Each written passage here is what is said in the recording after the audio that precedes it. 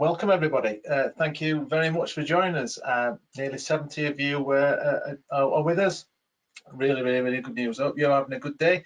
I hope you're enjoying National Scrutiny Week, and what a great session I think we've got today. My name is Michael Hill. I'm Business Development Manager at Tpas England. Some of you may know me, some of you may not. I'm based up in Sheffield. It's lovely and sunny today, so I'm quite a happy bunny. We've got John Upchurch with us from Sovereign, who's going to be with us throughout this, and he's going to be giving us some of his insight and some of his experience a little bit later on. I'm not going to put my camera on, I hope you don't mind, but I have trouble with internet, so it sometimes kicks me off. So I'm going to crack on. So yes, Helen, questions, I want to say questions at the end if that's all okay. If you've got any that you don't want to forget about, please pop them in that chat box on the right hand side. That's a speech bubble. Please pop them in there, and Helen or myself will pick them up towards the end. So hopefully you'll be all good to go. So if Helen, you want to pop me on the next slide, that would be great, please. So switching to digital, can it work?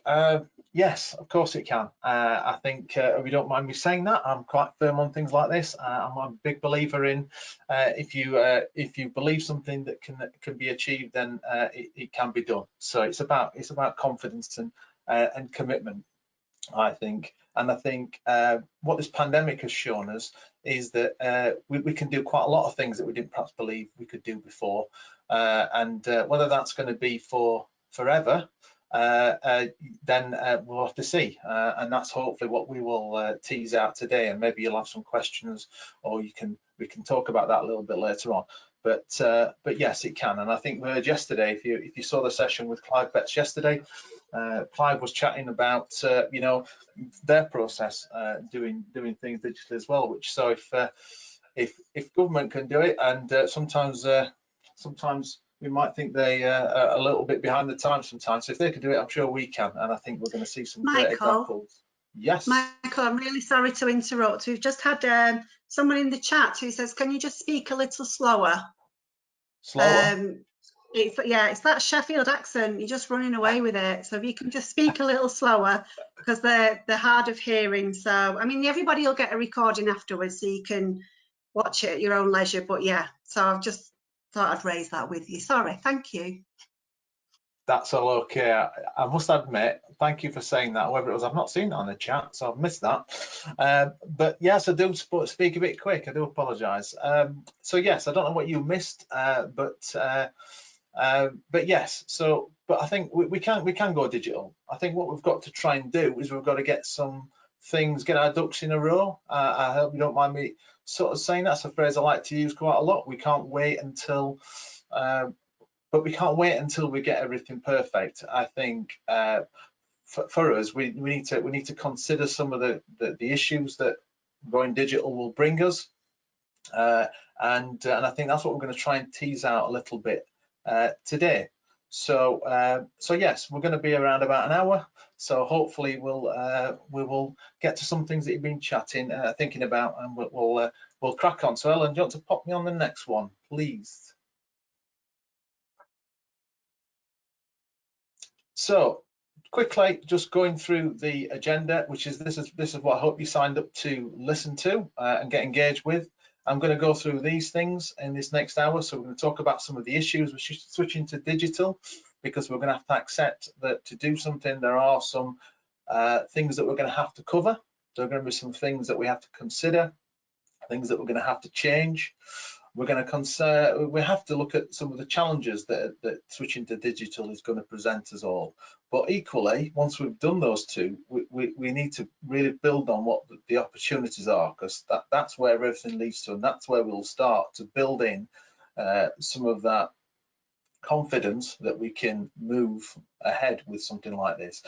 We're also going to look at a working example, and that's where John's going to pop in and talk about his example.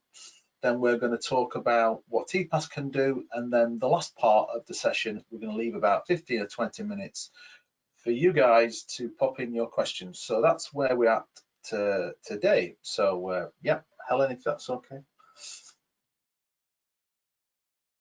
I must actually say, I wish people weren't referencing the chats football references. It's not good, John, so thank you anyway. But yes, I'm very excited.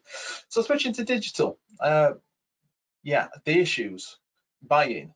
I think this is the biggest issue, and I'm not talking about buying from engagement people, from residents. I'm talking about the organisation as a whole, because I think to make switches to things like, especially scrutiny, from more traditional that we've generally seen over the years to a more digital approach, we've got to demonstrate, we've got to find out how it's valued in your organisation, because there's going to be significant changes need to happen. And everyone needs to accept that, and everyone needs to buy into that process, because I don't think it's something that is, I'm not going to say it's not easy, but it's a simple thing, but it's not necessarily always easy, is it really? So I think what we've got to do is we've got to make sure that everyone understands why we're doing it, and this is from the top down. We've got to accept and accept these challenges, accept these issues, and all buy into that process. So I think that the first point is to, how does your organisation see scrutiny? How is it valued? Because once you get everybody to buy into that, that makes it a lot an easier process.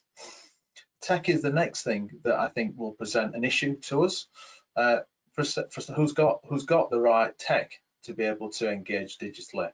Who's provided it? Are we providing it as an organisation? Are you providing it as an organisation?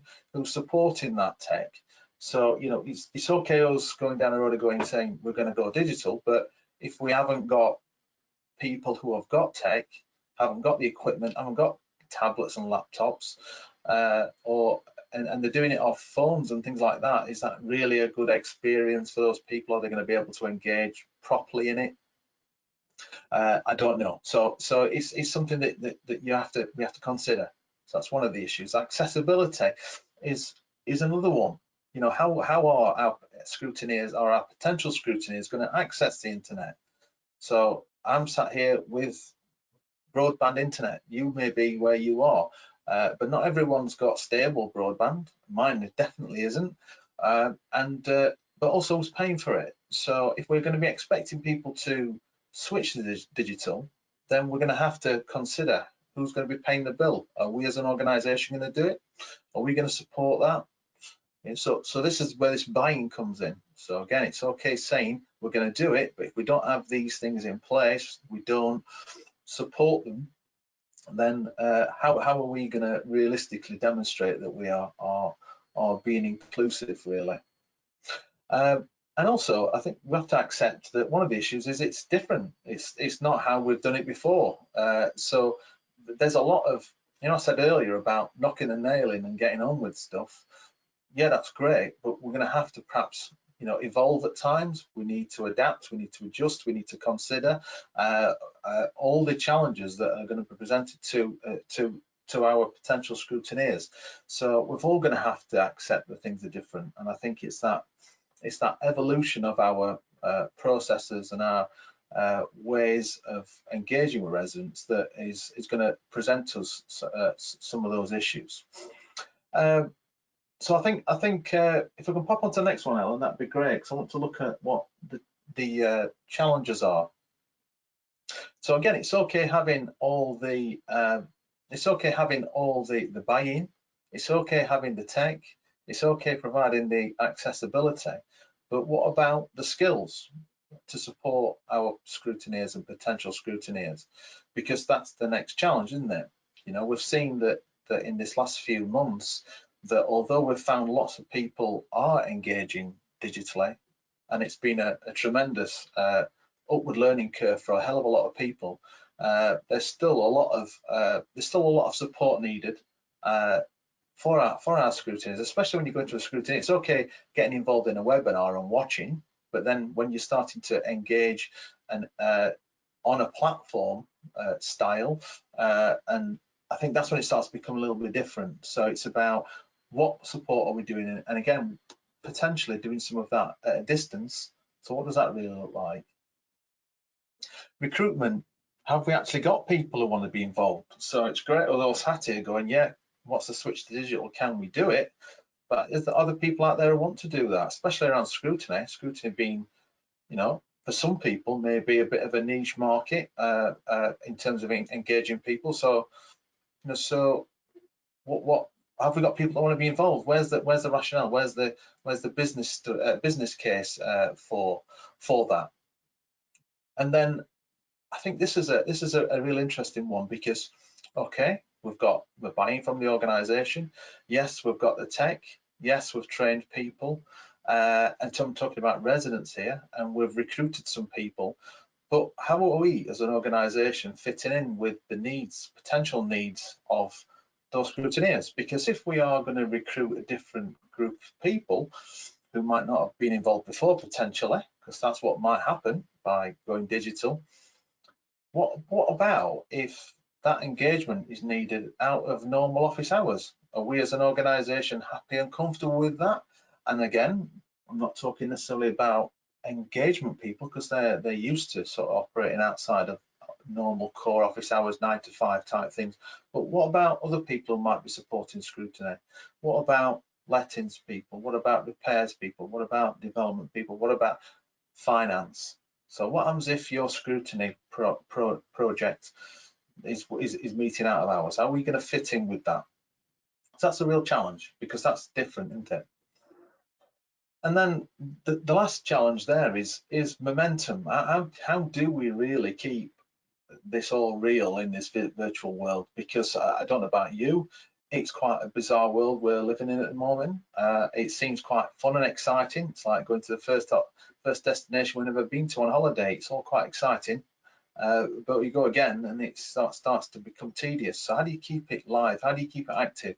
We've already seen that delivering online sessions, you have to operate differently. You've got to try, and you know, when we sit in a room of 40 people, you can keep it quite active, whereas when you're like this, it's quite draining. So we've got to be a bit more flexible in how we do that, and we've got to consider people a little bit more, I think, in how they're managing, if you like.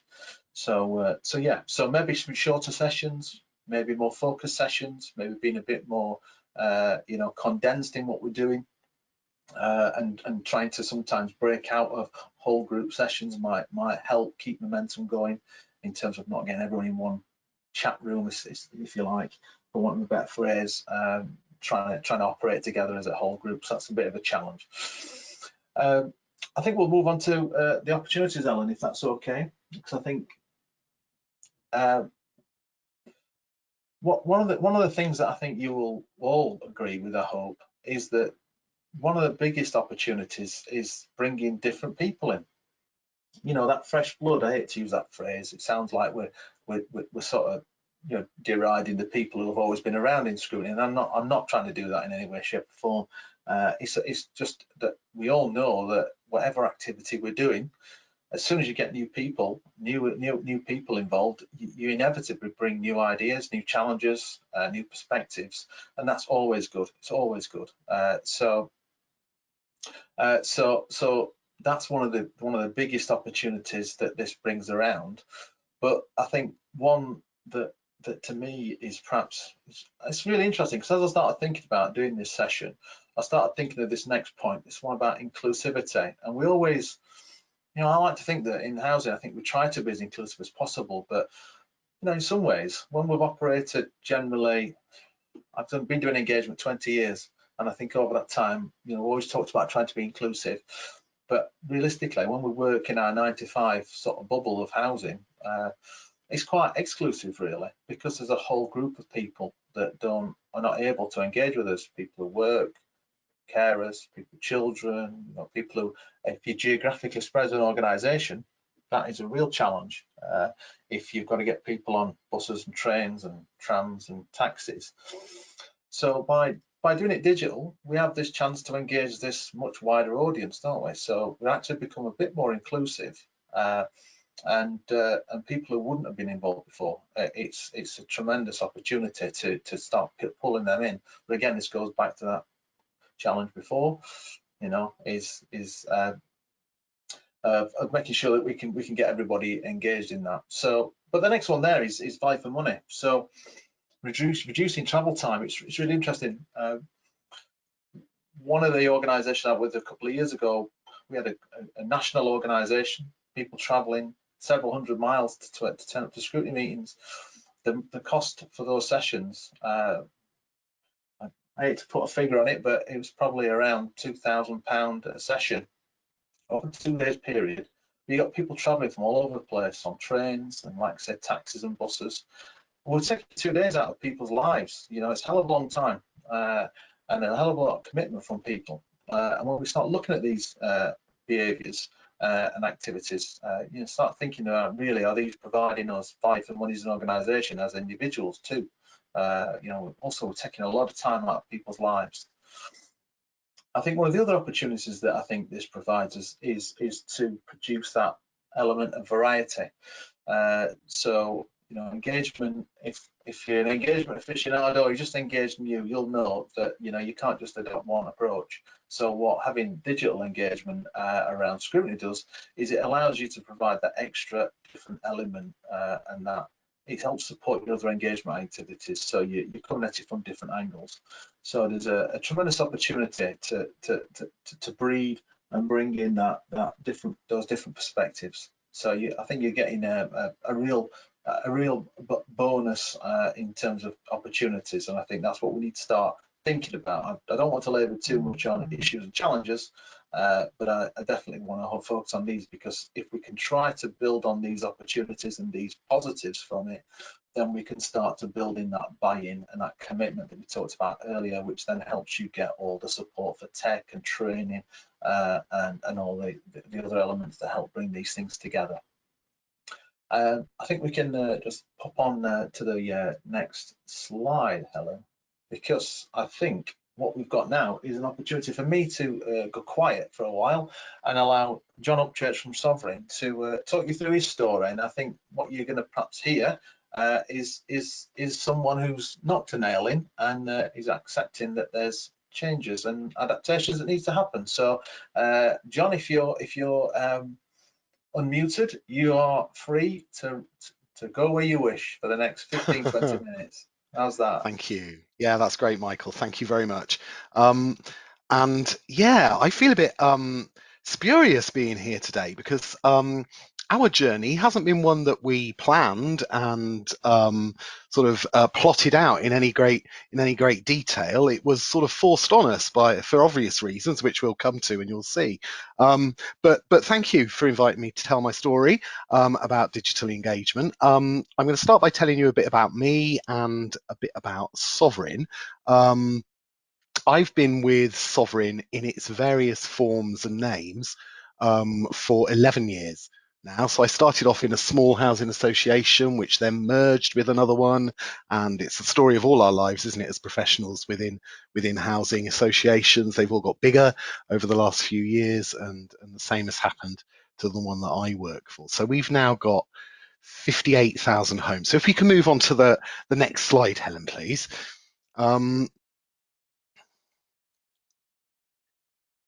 That's brilliant, thank you. So there's a map of our operating area just there. All those little blue splodges are local authority areas in which we've got homes, and the darker the shade of blue, the more homes we've got in them. So our head office is in Basingstoke. We've just moved from Newbury to Basingstoke, and I'll be talking a lot about meetings in Newbury in the course of this, even though our head office is in Basingstoke. That's because our head office moved about 10 days ago, and not many of us are actually in it working yet, although we do have some pioneers in there socially distancing. So when I talk about Newbury, that's where we were always based up until about a fortnight, 10 days ago. And Newbury is actually, if you see those three darkest blue splodges, Newbury is about bang in the centre of the middle one of those dark blue areas just there. And you can see that we extend our operating area right down into Cornwall, onto the Isle of Wight, and up into Oxfordshire and South Gloucestershire. So when we had our scrutiny meetings, it meant that some of our people, some of our volunteer residents were having to travel a long way rather, to come and see us. For example, the chair of our scrutiny panel, Paula, she lives in Exeter, And so she was traveling 144 miles to come to Newbury for a meeting, and then 144 miles to go back. And that seemed, while not ideal, that just seemed normal in the way it was back sort of 4 months ago before the world changed. To give you a bit of background on, or to give you a bit of understanding on how Sovereign works, we've got all our corporate services based in Basingstoke now, but Newbury until a fortnight ago. But our services are delivered locally, so everything to do with housing and property comes out of various offices scattered around the operating areas. So the main offices we've got are in Abingdon near Oxford, which is where I'm based. We have an office in Bristol. There's another one in Basingstoke, as I've just said, then one down in Christchurch in Dorset on the south coast near Bournemouth, and then smaller offices in mid Dorset. There's one in Blandford, there's another in Exeter, and we've got a tiny, tiny office in Plymouth as well. So quite apart from working over a large operating area, the staff are all scattered, and my team work out of Blandford, Christchurch and Bristol. So we don't all sit together in my team anyway, and that's quite significant because we're quite used to talking to each other over the phone and using sort of video meetings and that sort of thing to liaise with each other. The way we do our scrutiny in Sovereign is a mix of a central scrutiny panel, which meets every couple of months in Newbury or Basingstoke now, and they look at various key performance indicators, other performance metrics. They talk to heads of service and directors, and they make decisions on what scrutinies we're going to do, what topics we're going to look into. But then when we actually carry out the scrutiny, we'll recruit like a task and finish group of what we call scrutineers. Those are normal residents that we've reached out to via Facebook or via email and asked if they want to get involved. And also sometimes some members of our scrutiny panel and other engaged residents get involved with that. So we have a mix of new people and the continuity of resident volunteers who've been doing a lot of stuff with us over the years. And what we always tried to do was to take the meetings out to where our residents were. And because we delivered services locally, what we were able to do was to, for example, meet a maintenance manager in our Bristol office at a time that suited some of the scrutineers that lived around the Bristol area, and they could travel into our Bristol office and meet that maintenance manager and ask him lots of difficult questions like you do. We'd then have a meeting the following week in our Christchurch office doing a similar thing, but with people working out of our Christchurch office and resident volunteers living around that area as well. So what characterised our work was lots and lots of travelling for staff. We'd have exhausting weeks where we were travelling all over the country. We were going on the ferry to the Isle of Wight and staying overnight there, then having a meeting in Bristol the following day and all sorts of things like that. And it wasn't ideal for us, but it worked in the best way that we could possibly get it to for our volunteer scrutineers, and to get the best results for our scrutiny. So if we can move to the next slide, Helen, please. So our sort of background and approach to digital scrutiny involved a lot of thinking about it and a lot of talking about it. Obviously, we were blissfully unaware of the big old virus there that I've stuck a picture of that was looming on the horizon, and for a long time we were taking a leisurely conversation into how we would move this on into the digital age. And Michael talked about opportunities earlier, and that was sort of the basis for our discussions as well. We talked about fresh blood, so getting new ideas and that sort of thing into our scrutiny process. We talked about inclusivity because, let's face it, we used a I don't know how to put it, a similar type of person. It was a person that was generally free during the day, that might well have been retired, so they had that time. They weren't living a chaotic lifestyle. They were able to answer emails. They were able to travel either by public transport or in their cars. We were spending a lot of money on our scrutiny. I was racking up the miles in my car. We were spending a lot of money on taxis to move our resident volunteers around to come to meetings, because a lot of our operating area is rural and there just aren't the buses at the time you need the buses. So that was taxi transport. So we had questions around, how much we were spending and whether it was offering value for money. And also, we wanted to add some variety. It's all very well sitting in a room face to face and eyeballing that guy who's responsible for the service that you're scrutinizing. Not everybody wants to do that, for one thing, and it can get a bit samey. We're in the same office or in the same community centre, but we're talking to different people. And what are we talking about this week?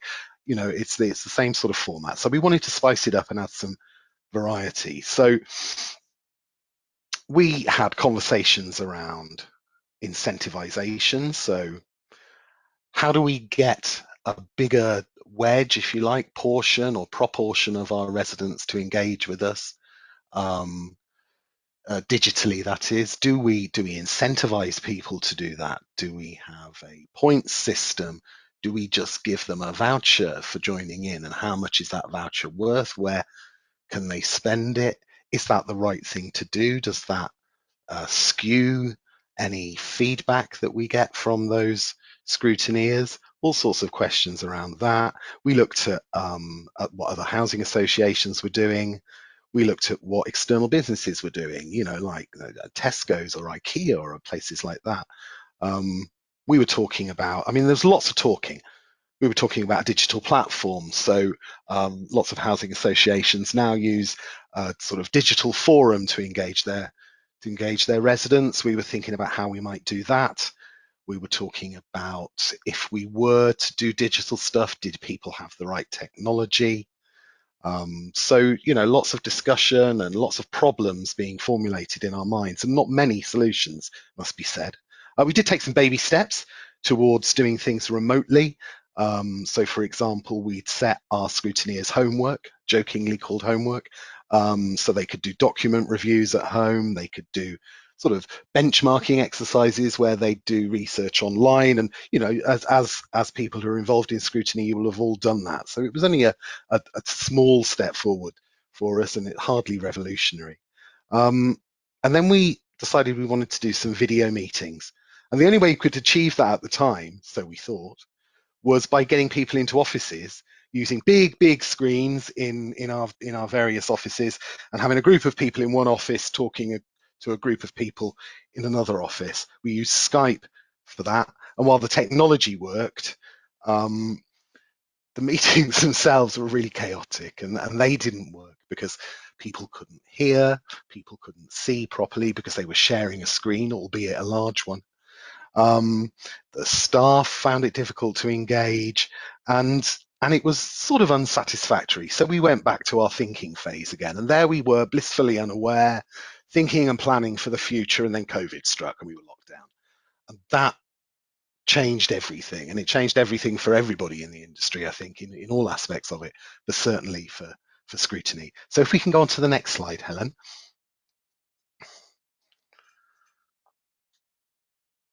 So our immediate response, you can see there a little screen. It's not even a screenshot, actually. It's a photograph of a screen. And what I've cut out there is a post that we put on our. It's like Facebook for businesses, and we use it within Sovereign. It's called Workplace, and we use it within Sovereign to keep in touch with each other. So it can be anything from, we have a new policy on staff absence, take a look at it on the internal website, or it could be, cakes are in the kitchen on the first floor of the Newbury office, go and get them before they all disappear. So it's a sort of catch-all way of communicating with each other. And you can see there on the 24th of March, so that's a day after lockdown, we were already communicating with our residents remotely, and you're doing that sort of remote scrutiny thing. So we've put coronavirus doesn't stop scrutiny. Today we had our first Skype meeting using modern ways of working, #wow.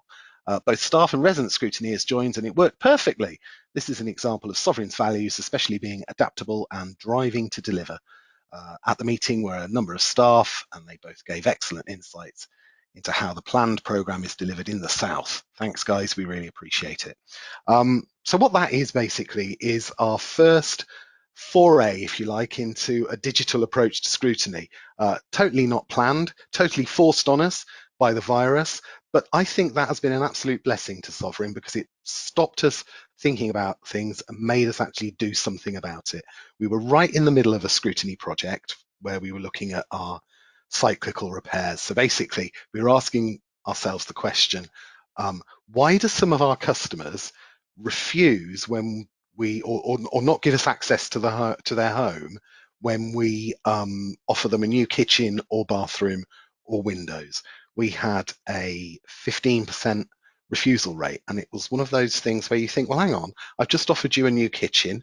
Why are you saying no to that? Couldn't understand it, didn't have enough information from our customers to be able to form an informed view of why customers were saying that. And so that's what the scrutiny project was all about. And we were using our usual methods to find that out. So meetings with our heads of service, then in our Newbury office, where we talked about financial implications for Sovereign of people not having new kitchens. We were talking or bathrooms or windows. We were talking about their current thinking on how the service would develop in the future. We'd gone out to our regional offices to do desktop reviews of performance data and our policies and procedures around this with our interested scrutineers, and also to talk about local delivery. So Sovereign installs the kitchens and bathrooms that we upgrade ourselves. And so we were talking to the guys on the tools and the managers who manage them, and getting their views on the subject because they're the ones that meet our customers. And then COVID hit us. And we had to ask ourselves, some questions. What do we do? Do we abandon this scrutiny? Do we report on what we've got so far? Our biggest concern was that we wanted our resident scrutineers, so our task and finish guys, to actually talk to other residents who just refused to have a new kitchen or bathroom or windows and actually get to the nub of the issue with them. Why have you said no? What was the issue for you? Was it to do with the hassle? Was it to do with the quality, your perception of the quality of the new component we were going to put in? And we found that that was our biggest casualty. We couldn't do that simply because we weren't really able to give one set of residents a load of phone numbers of other residents. Just not possible. That was going to be something that happened in our offices with us controlling the phone calls and then the other residents chiming in on those phone calls with the customers who just received that service. But we tried to carry on as we were. So we used Skype for phone conferencing. And that was a solution that we were already using within our business for business to business phone calls. So we phoned each other up and talked to each other on Skype. We found that allows a sort of local number to call, and you can join on the internet as well as actually phoning.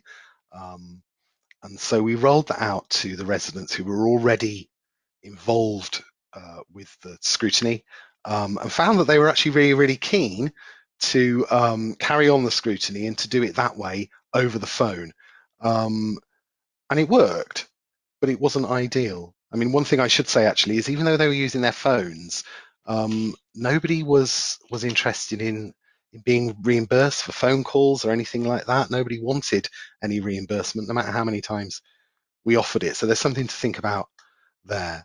If we can move on to the next slide. So one of the things we found out from that first sort of foray into doing it remotely and using phones to do it was that our residents wanted to see us. They wanted to look into our eyes and really challenge what we were saying to them. So we decided we needed a video solution if we were going to have meetings with staff and residents. And I guess the option for us was, do we use Zoom or do we use Microsoft Teams? Zoom was what everyone was talking about. I don't know if you remember in the early days of the lockdown, the government was having meetings on Zoom and Boris Johnson was talking about it. And that was, I was meeting with my mates on Zoom. I had a birthday early on in that lockdown, and so we all had a party on Zoom. Worked quite well. I got very, very drunk because there was no one there to stop me drinking the gin, but that's a little aside. But Sovereign itself wasn't keen on us using Zoom because of the security implications. And I don't know if you remember that. There are a number of stories back a few months ago about Zoom being infiltrated by pranksters and that sort of thing. And we just invested in Microsoft's sort of 365 suite of apps and that sort of thing, one of which was Teams. And so Sovereign was quite keen that we use Teams for this. And so that's what we went with. It's got similar functionality to all the video conferencing software we're using, similar functionality to the one we're on today. Customers can join via the app if they've got it, or they can just use a web link. So they don't need to install anything on their computer. They can also use a phone or a tablet to do this. And that was important to us because we knew that 85% of our residents accessed our customer portal, which is where people can pay their rent or book repairs. 85% of people access that on a phone. So we knew that most people wanted to access remote services and presumably Scrutiny via not a computer, let's say, via a tablet or a phone. And so we had to bear that in mind. The other things we thought about were things that Michael's mentioned earlier in the presentation. So the issues that he talked about. Did we have buy-in to carry on with the scrutiny through the lockdown and going forward from our organisation? And yes, Sovereign was absolutely adamant, not just keen, but adamant that scrutiny must continue. So we had to find a way of doing it.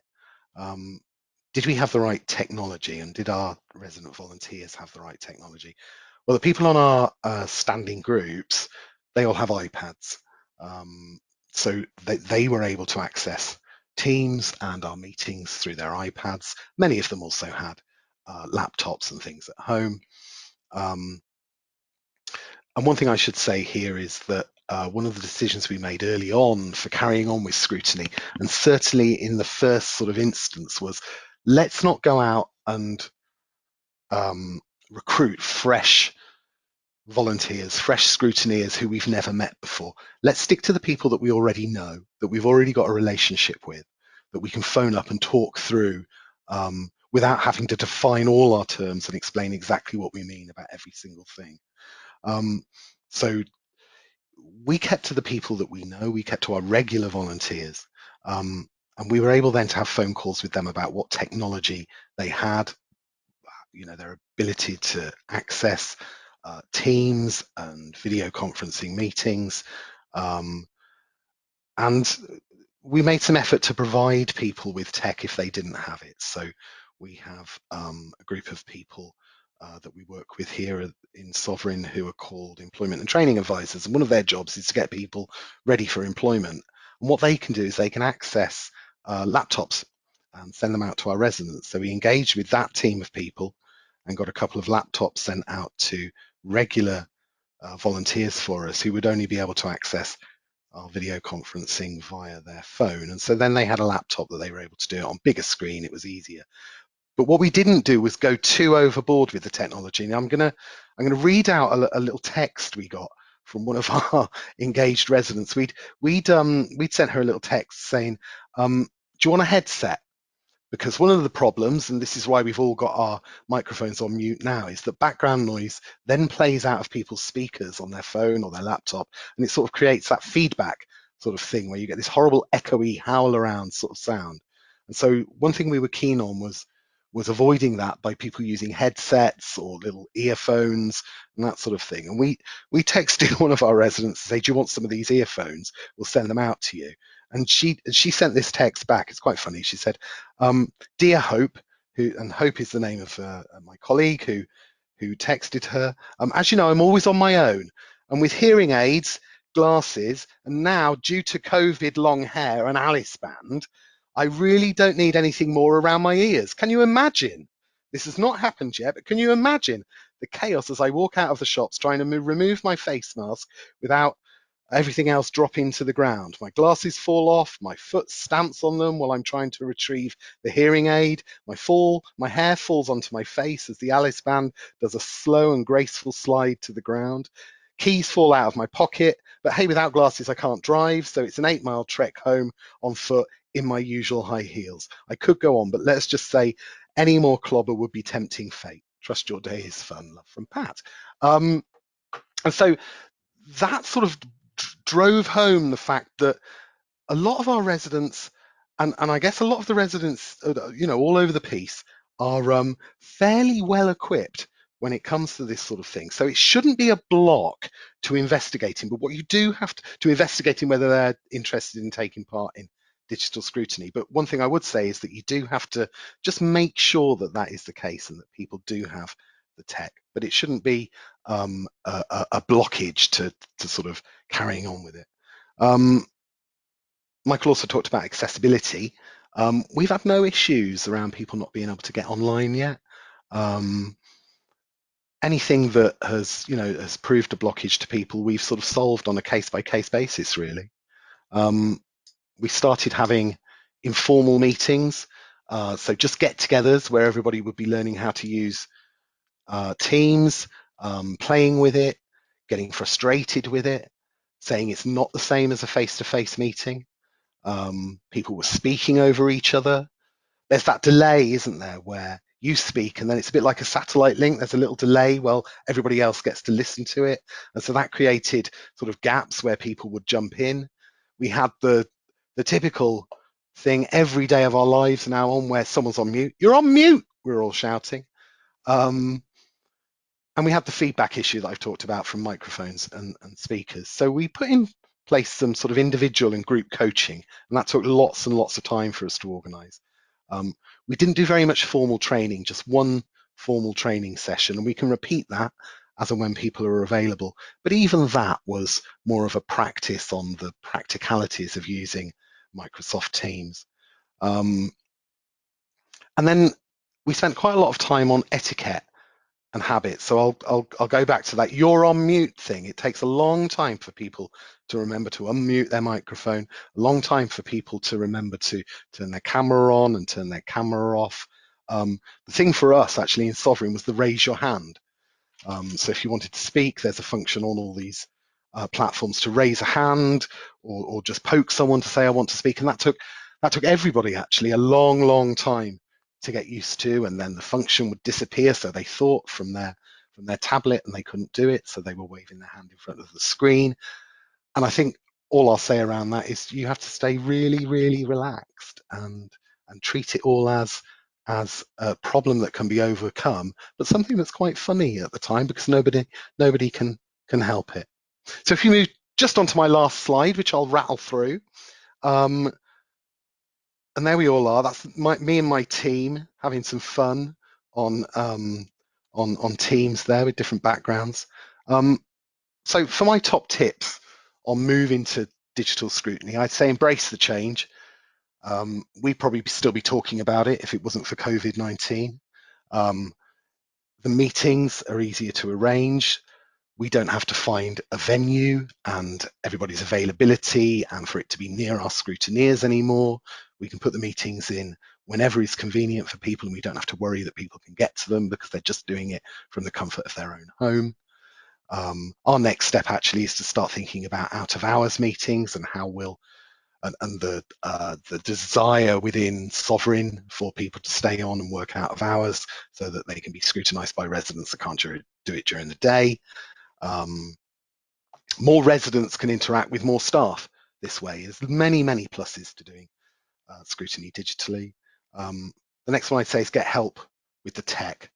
However big or small your organisation is, you're bound to have an IT team of some description, and keep them in the loop with what you're trying to do.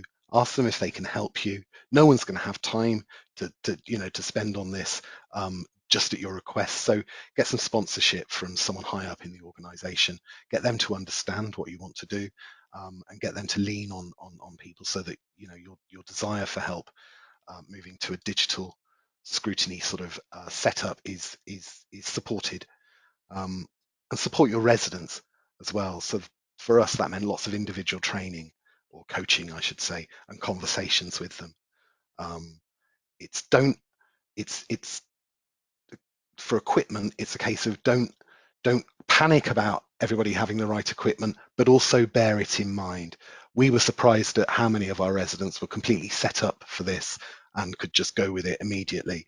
But obviously not all of them are. So you need to be able to source the right equipment on an individual basis, and maintain the dialogue I've written here between each project. So keep talking to your residents. And if your residents, keep talking to the scrutiny guys in your organization throughout the process and feeding back and saying what's good and what's bad. Next tip is get organized. So make sure everybody has the right documents. Be ready to share your screen, which might mean putting together presentations. Limit attendance. So you've not got hundreds and hundreds of people. It's very difficult to have a meaningful conversation with more than about, I don't know, 8 or 10 people within the meeting. And set down some ground rules, which is about cameras on, cameras off, microphones on, microphones off. And finally, have fun. There's nothing worse, is there, than attending that really, really boring meeting that no one's enjoying. So you might as well make it enjoyable. And we've had sort of world tours with different backgrounds. You can see there we're in space and someone's in Malibu, I think. That just sort of spices it up a bit, adds a bit of variety. And celebrate your success. So you've seen that I'd posted things on our internal communications channel here in Sovereign, but it's find some way to say we're doing our scrutiny digitally now, and our residents are enjoying it, and letting the rest of your organisation know about that. And I think I'll probably finish by saying my key message is Michael and I have talked a lot about the things you need to think about and getting your ducks in a row and that sort of thing. But at the end of the day, there's nothing like actually getting on with it and doing it to really help you learn. So perhaps start with some small steps, but my key message is just do it for today. And that's the end of my presentation. Thank you. John, that's wonderful, and it's really good for you to end on that one, because I think it's one that we're all desperately trying to get things right before we move on. And yeah, we did have a really good conversation the other day about just taking that step and just breaking through and just getting on with it and doing something. And as long as everyone understands and recognises we're on a journey and we take people on that journey, then you stand a better chance of getting people to move with you gradually. And I think that's been Absolutely really great. So I think now's the time, because you can characterize it as a journey now, and we don't have the right answers. We want to do some scrutiny, and we need to do it now. So let's get on with it now, and we'll learn as we go along. And we found all our residents understood that, and we're up for it as well. Well, it's then you feel like you're on a journey together. And I think sometimes when we feel like we've got everything right, if we think that we are the ones with all the knowledge, quite quickly we'll come to find that we need some support, and we haven't really got everything lined up as we might imagine. So if we line ourselves up as though we are the saviors and know everything, then we'll be in for a fall. So it's about taking people on the journey. And I think what was interesting is your sort of approach to starting with people you know first. And I think that's probably a really good starting point, because working with people who know you and are bought into what you're trying to do and know you've got good intentions helps you develop that program, I suppose, together. And you can mold that, and that's a really good one. But what was interesting is obviously when you talked earlier, and your first one, you talking about 144 miles for our scrutiny chair to go to travel. It all felt normal. We got staff scattered all over the place. We were traveling all over the place, staying in hotels. I bet it must have been great traveling to Isle of Wight just for a scrutiny meeting to stay overnight and stuff like that. It was fantastic. Absolutely. All those gutbuster breakfasts I ate, it was amazing. But I suppose it's like you said, we see that as normal. We saw that as normal, and now we're looking at it and going, why did we do that? But it was just where we were. And I think for everyone wondering about costs, wondering about the time it takes to get digital embedded into an organization, then if we look at what we were doing and actually rationally consider that, we'd actually come to the conclusion that perhaps that wasn't necessarily the best use of our time. So yeah, we've got some questions, and I'm going to just pop through a few. There's a few comments as well that I just want to just go through. So Jeff, I think Jeff Billings earlier said some of our tenants recently been issued with tablets and data dongles. So that's really good. So good on you guys. Kate Forth has also said that their organisation, they can have iPads if they want them. And again, I suppose that's about starting that conversation, like you were saying, John, is, what have they got? What do they need? They may not need it. So we could equally think it's going to cost us a fortune in tech, when actually, if we engage with our people and talk to them, actually we might find that they've got stuff. So it's about having that conversation. This one here from James Temple. Investment by local authorities and housing associations in digital equipment will be large. So training is also required. How long would this whole process take? Is standalone digital viable, John? What do you think? In the longer term, I would say standalone digital isn't, because it's about that variety of engagement methods, and I think it's sort of one string to a larger bow, if you like. But I think it would probably be, rather than the meetings were the bread and butter of Scrutiny, so meeting with staff and assessing documents and interviewing them about their work. That was certainly how it looked in Sovereign. I think that will move to an online approach now, digital approach, definitely. So it will be mostly digital, but I think we would like to get together for some things. There are some things that you can't do online, and some things where getting together actually supports the group of people you're using and makes it seem more real. So that, I think, will still happen. But it's so early days for us yet. We're not even planning for how we'll do Scrutiny when the lockdown ends. We need some dates for that, and to find out what we're doing. The second half of the Scrutiny we're looking at now around antisocial behaviour is we split it into two, because one is about the process, the procedure, the policy, what the staff think, and that's what we're looking at now. But the most important part of it is how our customers react to our ASB service, and we want to talk to them, but that's on hold until we've completed the first part, because we can't talk to them yet. And I guess we'll cross that bridge when we come to it, which sounds a bit lackadaisical, but actually things are changing so fast and every day that we're just feeling, let's not plan anything in just yet. Let's wait until we know what's happening. I think I'd echo some of the things you said there, John, about having that that sort of multi-disciplinary approach to Scrutiny. It supports it as a whole entity. So being able to have physical as well as the digital sort of and it just more power to your elbow, really, and it touches more bases, really. So yeah, I think John Geeson's popped something in there. It's important, Sovereign, to have a consistent service across such a large area.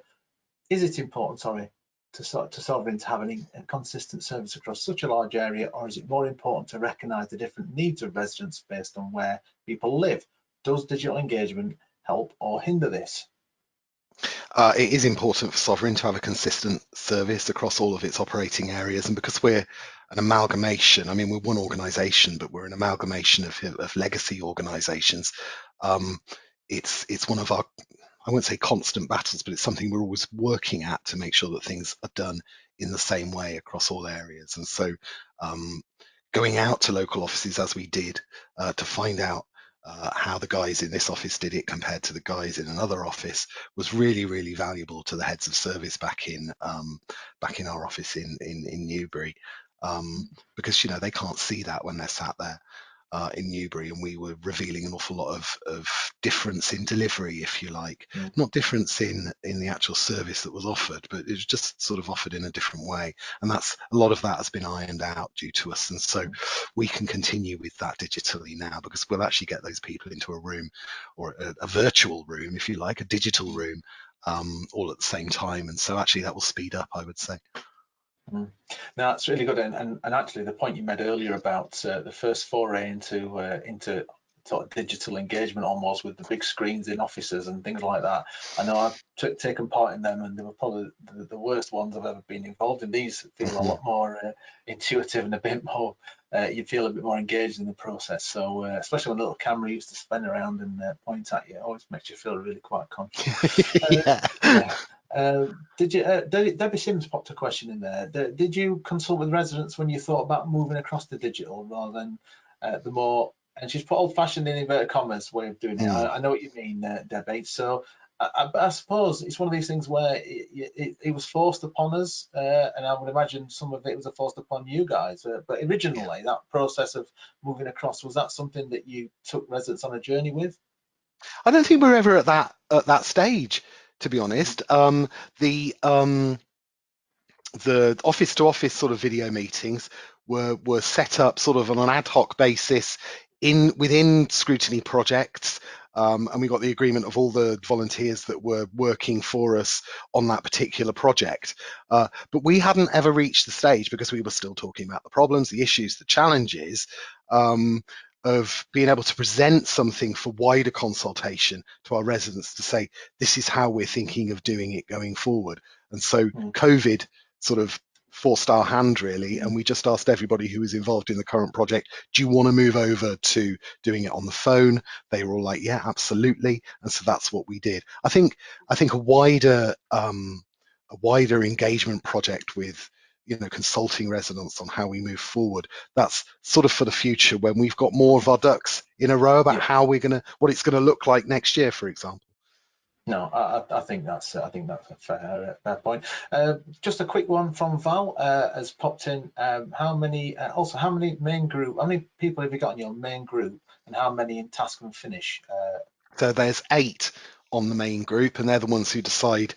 They're the regular ones that meet every couple of months and look at our metrics, decide decide what we're going to look into. How many on task and finish groups? Depends how many we get, really, and how many people are interested. Ranges from, we had 20 on one last year, and I think we've got 11 on our current Scrutiny project into ASB. Just for everyone's benefit, if you're still here, we've said about an hour, but we've got a few more questions to go through. So if you're happy to stay, that great, and you're okay, John, we'll just carry on. Yeah, absolutely. Whenever we've got people listening, we'll try and post some of these questions. So Kate Forth has asked a question. The move to digital, was it a decision based on value for money? Was that ever a consideration, or was it that wider decision to try to get a more diverse group of people engaged? So was value for money a consideration for you? Yeah, absolutely, but not in a sense of saving money, if you see what I mean. It wasn't about the amount of money we were spending. It was about, can we spend it in a better way to involve more of our residents and a wider cross section of them. And so that was always around our thinking. It wasn't about saving money. It was about involving a wider cross section.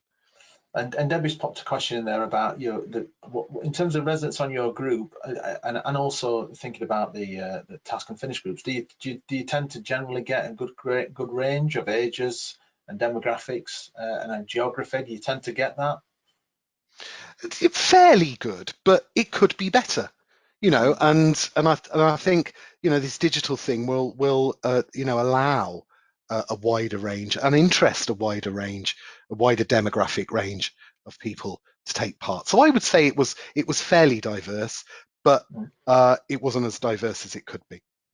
Yeah, and I think we're at a point where it's becoming a bit more known now, so we'll hopefully try to get that. Like I say, I think it's forced upon us in lots of ways, and I think as we start to plan out of it, we will perhaps be a bit more targeted, possibly. I think James Temple's popped in there. Broadland Housing maintain resident engagement throughout using digital, been very effective.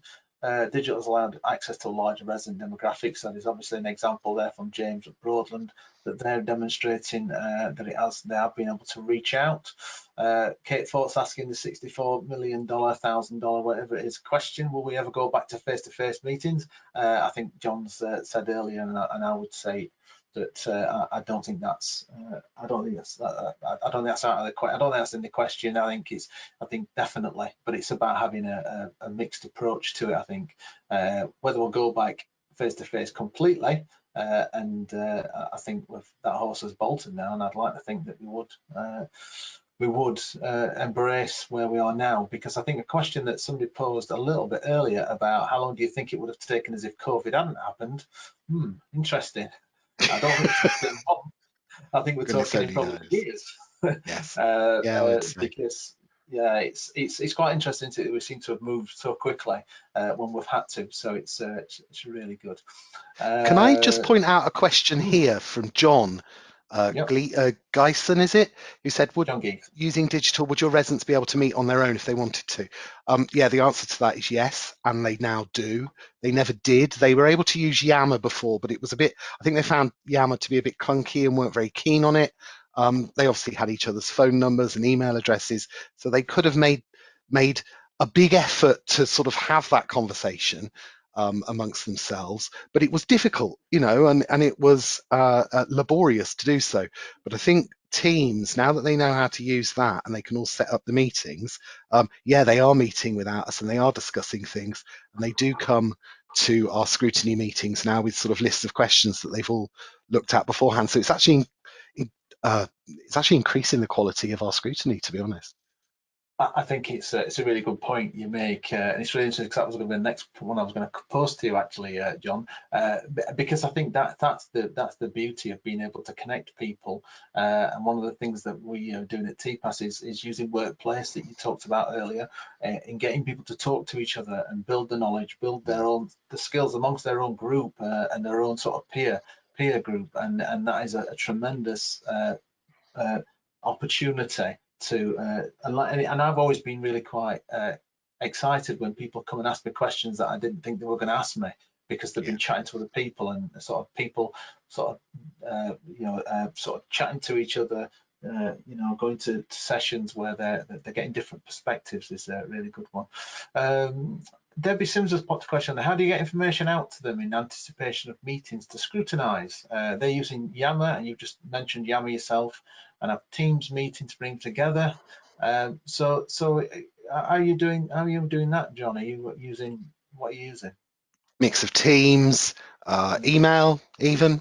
So whatever seems best. I've WhatsApped out things to people, text. It's mostly email actually for documents that go out. But the beauty of Teams, of course, is that you can share, like we're doing now, you can share your screen. And so everybody's looking at the same thing at the same time. And we found that that's the most useful. What we had started to do was email a lot of sort of homeworky stuff out, and not everybody will have read the documents.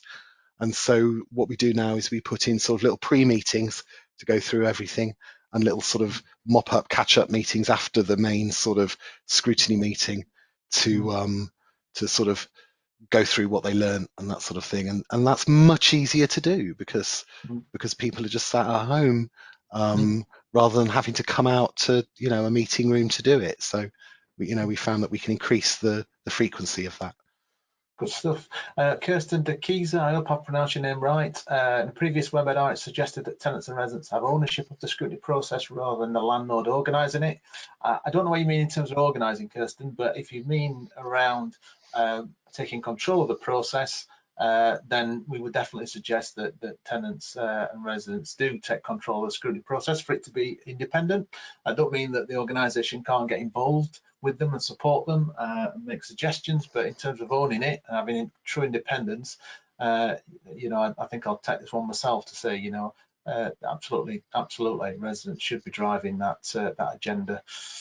Let's quickly go through some more, because I'm just conscious of time. I don't want to keep people too long. Right, okay. Sorry, I'm mumbling now because I'm trying to read some of these questions out.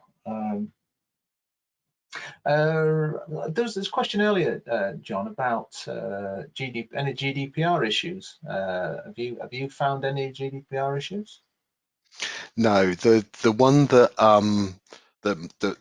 nothing to do with GDPR, certainly to do with confidentiality, sort of slightly different thing. as we had to sort of abandon something where our scrutineers would be talking to other residents who just received a service from us. And so what that was going to happen in an office, and members of staff would start the phone call and say, hello, I'm ringing from Sovereign. I want to hand you over to another resident who wants to talk to you about the service you've received, in a nutshell. And that's how that was going to work. And we couldn't find a way of getting that to work remotely and from home, because we would have to give people a list of customer telephone numbers and names, and that was just absolutely out of the question. So we haven't come up against any GDPR issues yet. Confidentiality issues we have, though. And couldn't solve them. So that's, it's something to think about for the future about how we might do that. Okay then, where are we at? What time are we? We're at 3:10. So I'm going to go on to the next slide, if that's okay, because there's not any specific questions I was going to pose, unless anybody's got something they really want to say. I just want to finish on this. So if anyone's got any particular questions they want, just drop them in that chat box while I just go through this next slide.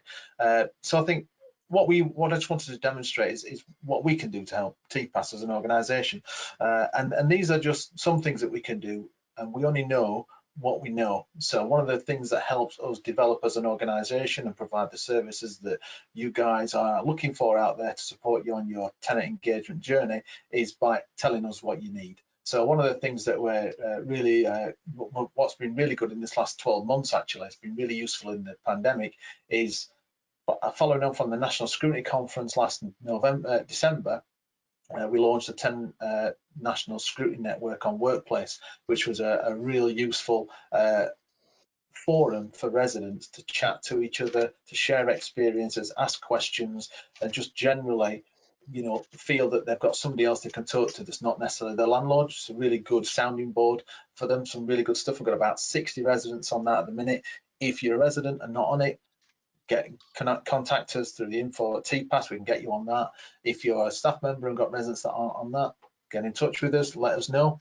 We've also got an engagement professionals group on Workplace. If you're not on that, again, same mantra, give us an email on the info@tpas.org.uk. We'll get you on that. Putting things on like this, webinars, sharing good examples like John and Sovereign's, and good practice. We're pretty good at doing that, and I think hopefully, I'm not just blowing out on trumpet, but in this last few months, I think we've put out a tremendous amount of content which has been trying to support the sector to drive forward in terms of demonstrating that things like scrutiny can still exist, can still happen, just slightly differently. We can provide mentoring and support for individuals and organizations. We can do pretty much anything organizations want. We just need to know what you want. So if you have any ideas, any suggestions, please get in touch with us. We've been doing quite a lot of roundtables and discussion groups recently. So there's a whole host that we can do. But again, like I said, we only know what we know. If you think there's things we could be doing, please get in touch with any of the team, and we'll certainly look to try and support you in the best way we can. In terms of my last slide, we've done that, haven't we? Crikey, we have moved on, haven't we? So we're going to the last one. Sorry, Ellen. We've been ahead of ourselves here. Are we going to? Yes, thank you, Helen. Thank you for attending. And these sessions only work when we've had people engaged on it, and the number of questions you've popped in there, the number of comments, you can't get through them all. There's just so much. It's great. We will download those, and if there's anything specific, we'll try it. We haven't answered that we probably should have answered. We'll do that. But thanks for coming. I hope you found it useful. Check out the rest of the program. And for the rest of this week, because there's loads of stuff going off. I can't keep up with it. It's that much going on. Every time I look to Twitter, there's something else new there. It's just phenomenal. So thanks for all your attendance and your engagement. Make sure you book on though in some of those sessions. Get yourself booked on, because then that's when you can take part. I want to thank John for taking the time to be with me and share his journey. So thanks for that, John. And if whoever's still left with us, give him a nice virtual round of applause. That'd be wonderful. Thanks for everybody, and thanks, Helen. I think we will say cheerio. Take care, look after yourselves, and enjoy the rest of the National Scrutiny Week.